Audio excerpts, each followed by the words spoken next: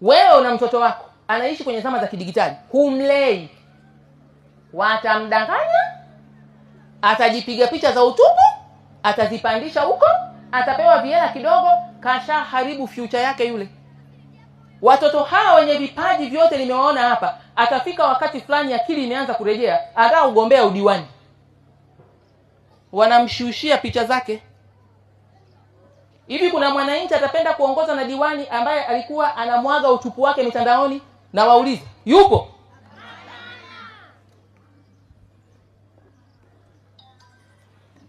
Na siku hizi kuna artificial intelligence.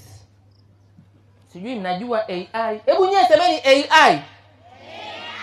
Wanakuchukua picha yako, wanakuingiza mtandaoni, alafu wanasema mtafute huyu, picha zake zote zije. Yule naye huyo AI anakwenda anakutafuta dunia yote, ulitumwa ukiwa nje ya nchi au inakuletea pa. Kuna kura hapo za uongozi hapo? Zipo au hazipo? Munaishi kwenye kizazi ambacho inabidi mitandao muitumie kwa umakini. Mimi hapa natumiwa message na wenzenu wako vyuo vikuu. Mama, usiku picha, yani miss call 20. Wewe ana nini? Utadhani kwamba labda mtu amekabwa, anaumwa, sijui ana nini. Mama, mimi picha zangu ananitishia. Tumeachana, ameiutishiaje? Picha zangu za utupu. Hata wewe picha zako za utupu yazipataje? Unajua kuna vitu vingine tufikirie. My baby, nikupige picha za utupu. Piga wewe mwenyewe za kwako. Mimi niache. Alafu wewe unakutana kwenda kuonyeshana utupu na huyo mtu amekuoa.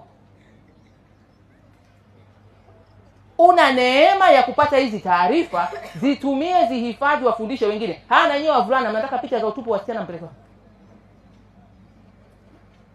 Haya mambo tusipoongea kwenye level ya kata, wakasikia wengi zaidi, sauti yangu mimi haitoshi. Vilio ni vingi sana kwenye eneo hili la kudhalilishana mitandaoni kwa sababu ya kulipwa ujira mdogo, kurubuniwa na mambo ambayo yanaharibu future ya watoto wetu.